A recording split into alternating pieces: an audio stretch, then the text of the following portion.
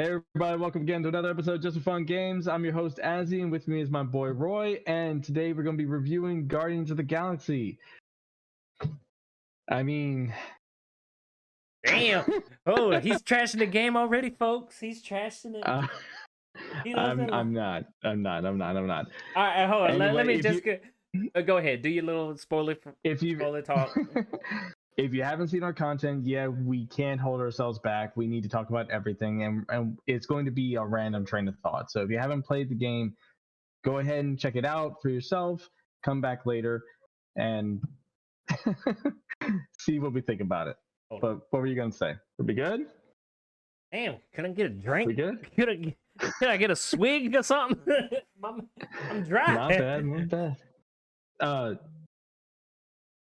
Whereas with a movie, I could understand we want to go into spoilers and such. That's like 2 hours out of somebody's life. With the game, it's a lot more time. It's a bigger time investment to ask somebody to go play the game and come back to hear what we got to say about it. So I'm gonna struggle against it. And if you can hold your tongue, I'm gonna wait towards the end to talk about any kind of spoilers and such. But I really, really like this game, and I feel like I like it more than I should have. This game, for me,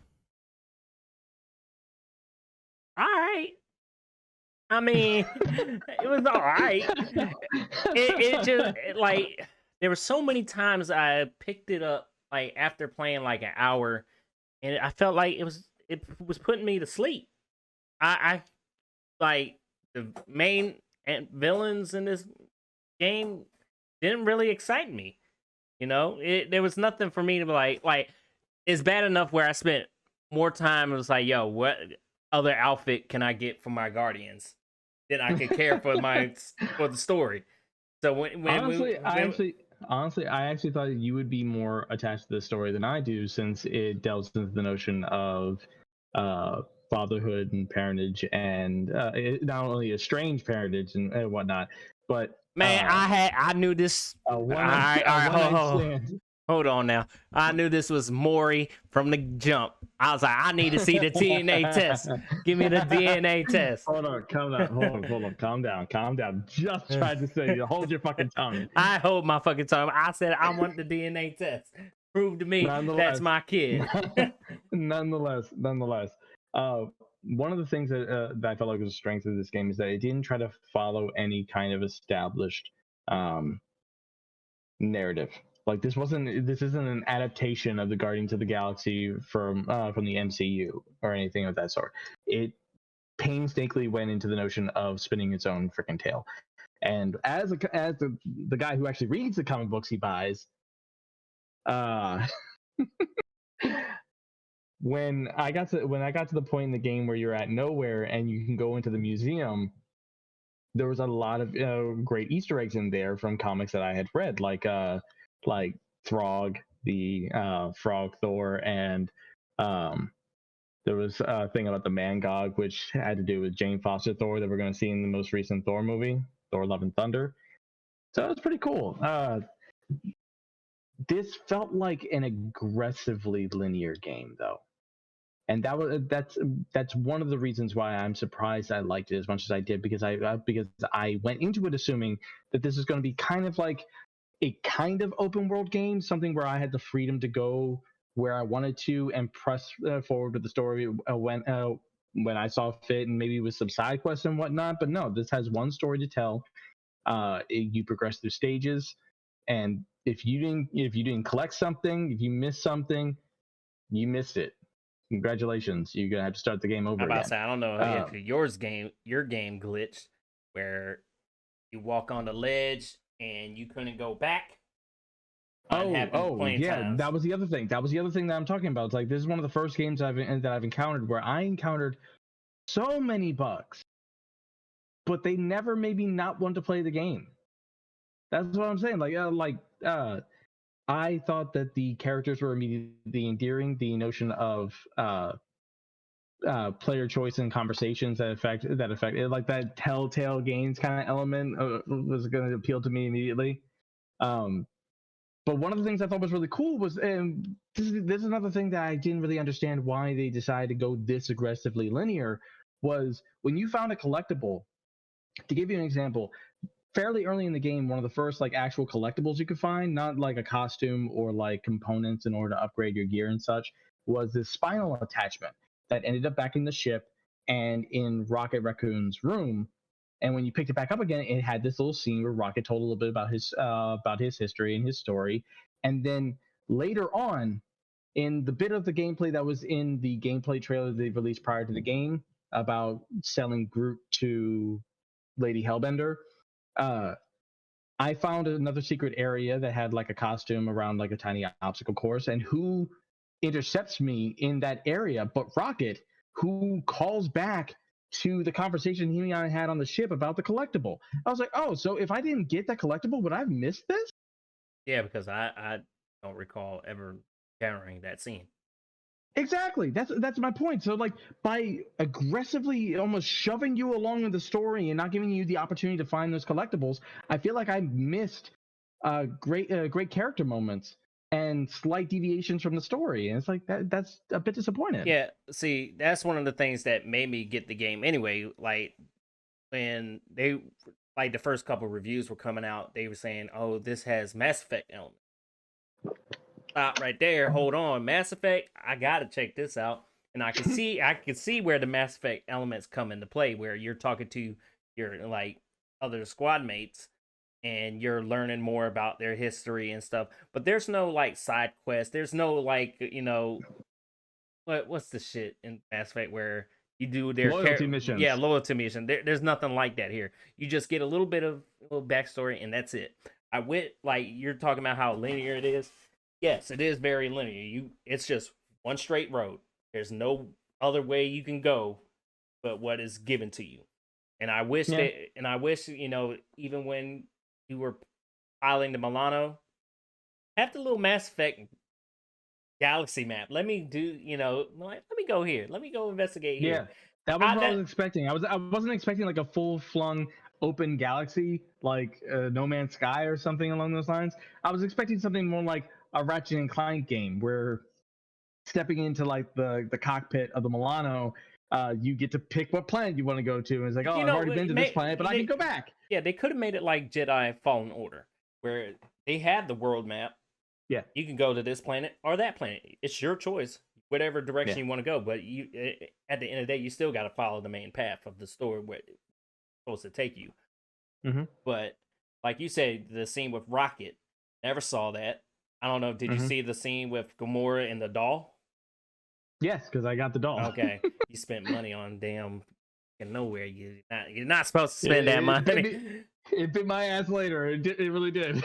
But I spent money in nowhere on everything. And then the more Mass Effect elements they had, where you had dialogue choices between certain conversation with characters, some of them didn't really affect how the story played out, and then there was conversations that would just end the whole story, and you had to restart from the checkpoint. I like, but like sometimes that happened. Like only like one or two. It's like maybe two. It was only once.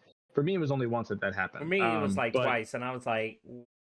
But there were crucial conversations that then affected what happened later on in the story. I got to skip entire fights by the end because of the effort and making the right dialogue choices in certain conversations. But end of the day, gameplay wise,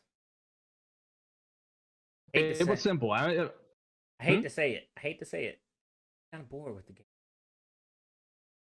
I was quite bored. I didn't, as much as I love Guardians of the Galaxy, I love MCU Guardians and stuff like that, I do not care for Star-Lord.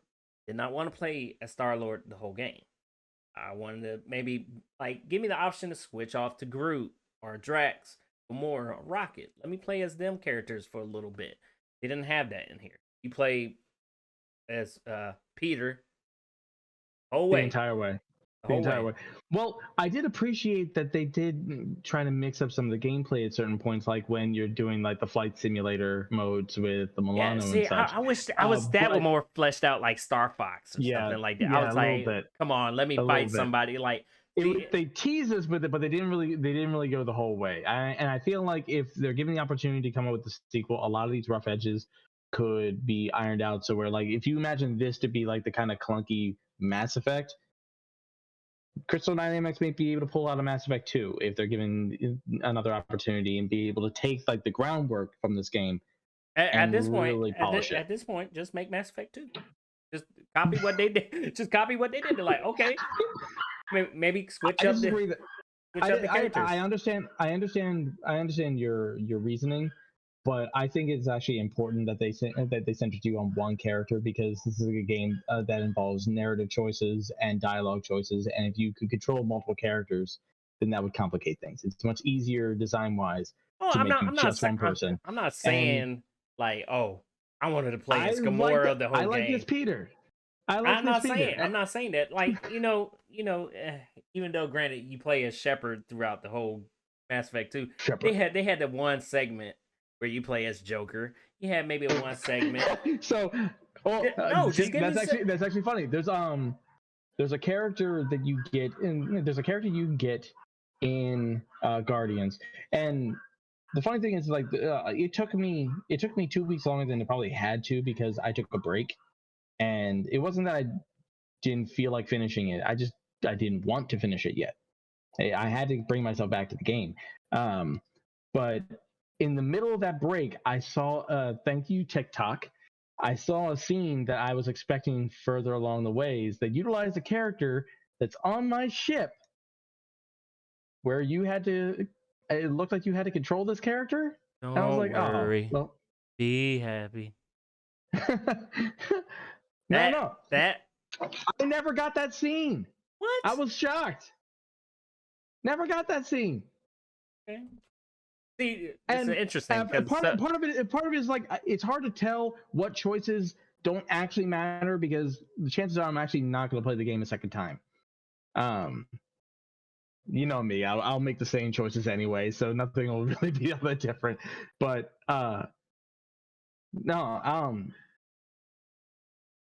as far as combat though, if what you're saying is that it got a little repetitive towards the end, it's like eventually, yeah, I also got a little bit bored. But I feel like part of that was just because not so much that the combat itself was boring, but the controls felt a little clunky. Yeah. Like, you had to, like, trying to use Peter's abilities while also maneuvering in combat. Like, for one, when you're pulling up the, like, ability wheel for your team, why isn't it just stop time? So many times I got hit while time had been slowed from an enemy that was, like, on my flank. I didn't even see him. It's just... What difficulty did you play this game on? Regular. I played it on hard. I appreciate the modular difficulty, but I don't want to see behind the scenes, just like the specifics on what's being done for a hard mode. It's like, I prefer not knowing.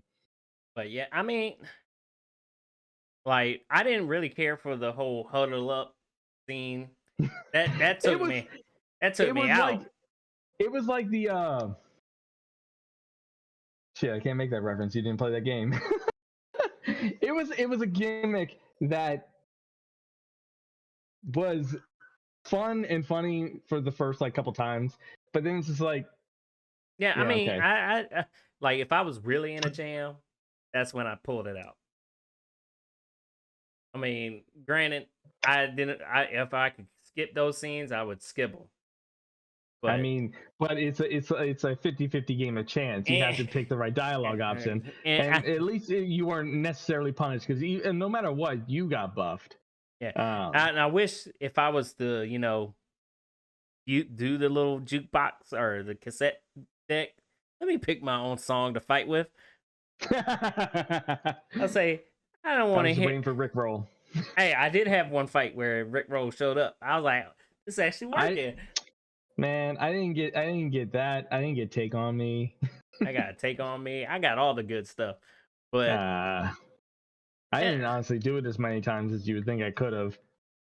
Surprised you didn't get that "Don't Worry, Be Happy" moment, because there were moments in the game where they were trying to be funny. Some jokes don't land, And I'm like, okay, Well, but I still really like. I still feel like they did really great job with their characterization, and I felt like I could vividly see the arcs that everybody was going on to, because like there was this whole part about like Rocket not wanting to get wet and then having to overcome that and such. Like the notion of tying the unlocking of everybody's ultimate skills with them dealing with their trauma was pretty good, and like I was there for that. but I want to say, come on, man, this game should have been rated M for mature. And I'm telling, because if I hear flarking one more goddamn time, come on, man, you just say fucking. Okay. Devil's advocate. Devil's advocate. Devil's advocate. Rocket says flarking in the comics too. It's a running gag. But he said Gamora. You know, they say it so much. But Rocket's the one who starts saying it, then everyone else starts saying it over the course of the game, which I thought was a great sense of continuity, despite feeling like I'm being shoved to the story. I mentioned the game actually was longer than I was expecting it to be. There was a point in the game where it seemed like we were storming the enemy base. And I was like, oh, it's going to end right here. It's like, oh no, we have like 2-3 more chapters left. Okay. But then in that same breath, it kind of teases like it's ending like it's a Star Wars movie.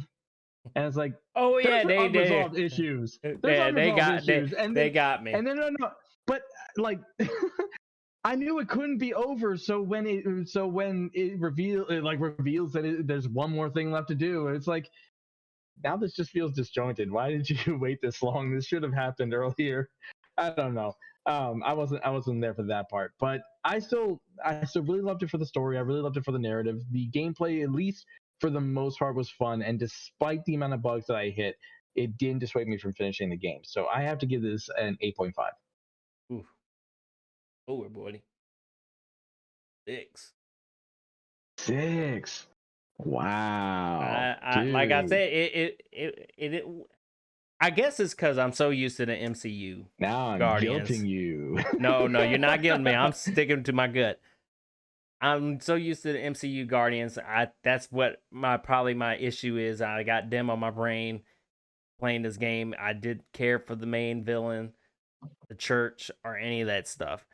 These were like off. I said, this game. If you played Telltale's The Guardians of the Galaxy series, if you had the opportunity to actually get the game, I'm not sure if you could still grab it if you didn't already have it. I got it. All right. But if you had the opportunity to play it, it's really good. But you could feel the influence the MCU had on it. There are still elements to it that are introduced that haven't been expounded upon in the MCU, like Rocket's girlfriend. But which is teased up in this new Guardians of the Galaxy. This one is so aggressively in the comics that while not following any like comic book established story, but the prime villain being associated with a particular element of the MCU and the accompanying character that comes along with it, that is all very plausible based on like comic book material. So I guess I'm easier up on that because I just have that foreknowledge. So it's understandable that you didn't really get attached to it. Yeah, I mean, like I said, it was snooze fest for like the first. Like, what the fuck did you say? Snooze fest. News fest. Snooze, okay. Like snooze. Fest. God damn, boy!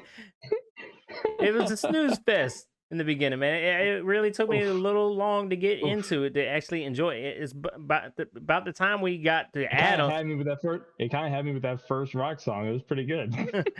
Star-Lord, it was the song they made up for the game itself.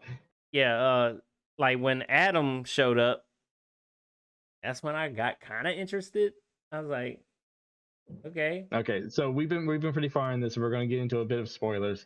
Adam Warlock and his attachment to the Soul Stone is just an ongoing saga, and the Soul Stone itself, while not being embellished enough in the MCU, is like a pocket dimension where all these different like souls are stuck in there. It's effectively a world. So the notion that like people think that it can bring the dead back, it's like, okay, yeah, whatever.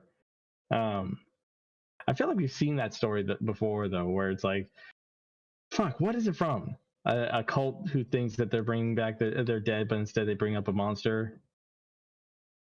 Oh god, help me out.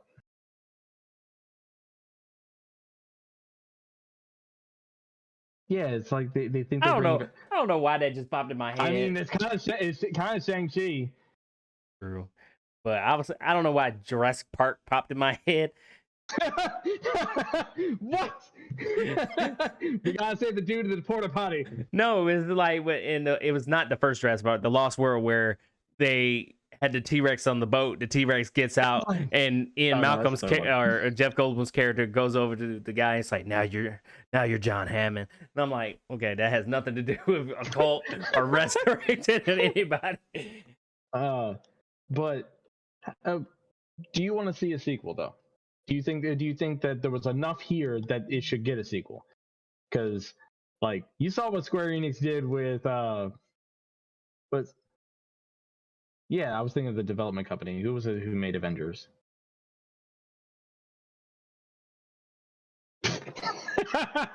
Okay, Avengers was made by Crystal. Oh, my bad. This entire time I've been saying it because it's not Crystal Dynamics. Eidos. Okay. Yeah. My bad. Sorry. Guardians of the Galaxy is made by Eidos, not Crystal Dynamics, because Square Enix almost pretty much disavowed Crystal Dynamics after the Avengers. Literally, recently they just said we realized both Square Enix, man. Come on. No. Square Enix produced both of those games. The developers were Eidos and Crystal Dynamics, and pretty recently Square Enix said publicly that they realized that they may have made a mistake. Yes. Do you understand the difference between a publisher and a developer? I know the difference, but Eidos-Montréal. Backwards camera, but either way, regardless. If I want to see it, maybe if I can play as other characters, do certain parts of the game, can I do? Just give me Mass Effect 2. Just give it Mass Effect. I'm gonna be like Doctor Strange. Just Mass Effect this crap. It's still, you have to remember that Mass Effect is still a third-person shooter. This is an action game where the character you're playing happens to be shooting. Shit. Shoot shit. That's all you do. And when they get close, you punch them. We're well into spoilers. We're into spoilers right now. There's one thing I have to bring up. Like I said, this game is very into the comics. So as opposed to like the MCU, where Star-Lord's dad is Ego, the living planet, in the comics, Star-Lord is effectively the heir to the planet Spartax. His father is the emperor there, and he's a tyrannical leader. The guns he had are, I guess, Spartax technology. I was expecting his dad to show up at the end. It'd be like a cliffhanger, and it's like, I've come to get you, because yeah, that's what's supposed to happen. I was kind of surprised, like especially when they kept building up the mystery as the guns kept transforming when as Star-Lord needed them, and they can only work in his hands. It's like, okay, are you ever going to give us something related to that, or are they just going to continue functioning as just a Chekhov's gun that'll never go off? Anyway, that's going to be it for us for Guardians of the Galaxy. What did you think about the game? If you got the chance to play, hit a like, drop a comment down below, hit that subscribe button, all the things and the giblets. And we'll see you next time. Peace.